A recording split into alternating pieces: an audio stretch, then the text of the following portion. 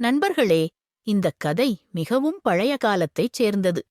ஒரு சிறிய கிராமத்தில் மோகன் என்ற ஒரு மனிதர் வாழ்ந்தார். தினமும் காலையிலிருந்து இரவு வரை உழைத்து தனது குடும்பத்தை நடத்தினார். மோகன் எளிமையாக வாழ்ந்தாலும் அவரது மனது மிகப் பெரியது.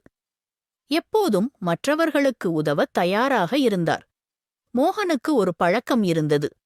வயலில் வேலை செய்து கொண்டிருக்கும்போது ஒருவர் பசித்திருந்தால் தன் உணவையே கொடுப்பதற்கு தயங்க மாட்டார். ஒரு நாய் பசியுடன் வந்தது. தன்னுடைய உணவை கொடுத்துவிட்டார். அவரது மனைவி சுனிதா இதனால் அடிக்கடி வருத்தமடைவாள். உங்களுடைய கொடையினால் நம் சமையலறை எப்போதும் காலியாகி விடுகிறது.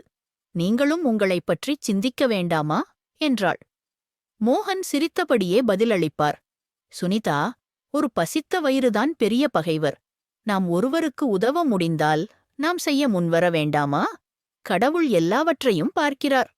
ஒரு மதிய வேளையில் மோகன் வீட்டிற்கு வெளியில் ஒரு முதிய சந்நியாசி மெதுவாகவும் சோர்வாகவும் வந்தார்.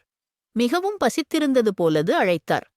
சுனிதா ஜன்னல் வழியாகப் பார்த்து கிண்டலாக சொன்னாள், இப்போது இவரும் வந்துவிட்டார். சமையலறை மீண்டும் காலியாகப் போகிறது போல் இருக்கிறது. மோகன் அவளது வார்த்தைகளை நினைத்துக் கொள்ளாமல் கதவின் பக்கம் சென்றார். கதவைத் திறந்தபோது அவரால் ஒரு மெலிந்த, சோர்வான, அழுக்கான ஆடைகள் அணிந்த, வியர்வையால் தோய்ந்த முகம் கொண்ட ஒரு முதியவர் தெரிய வந்தார். உடனே மோகன் அவரை உள்ளே வரவழைத்தார். முதியவரே, தயவுசெய்து இந்த தண்ணீரை பருகுங்கள் என்று கூறினார். முதியவர் மெதுவாக குடித்தார். பின்னர் அவர் கூறினார், மகனே, எனக்கு 2 நாட்களாக உணவு கிடைக்கவில்லை. சாப்பாடாக ஏதாவது கொடுத்தால் நான் மிகவும் நன்றி கொள்வேன். மோகன் உடனே சமையலறைக்கு ஓடினார். ஆனால் அங்கு இருந்தது வெறும் 2 சப்பாத்திகள். அவனுடைய மதிய உணவுக்கானவை. தயக்கமின்றி அவற்றை எடுத்து வந்தார். அந்த நேரத்தில் சுனிதா அவனைத் தடுத்தார். கோபமாக, நீங்கள் என்ன செய்கிறீர்கள்? இது உங்களுடைய சாப்பாடு.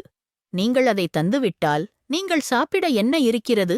அந்த சந்நியாசி வேறொரு வீட்டுக்குச் சென்று கேட்கலாம். ஆனால் நாம் என்ன செய்வது என்றாள். மோகன் அமைதியாகக் கேட்டார். பின்னர் மென்மையாக பதிலளித்தார். பசித்த வயிறு காத்திருக்காது. முதியவர் 2 நாட்களாக சாப்பிடவில்லை.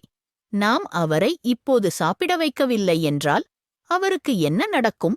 கடவுள் நமக்கான ஏற்பாட்டை செய்வார். சுனிதாவின் சத்தம் வெளியே கேட்டது.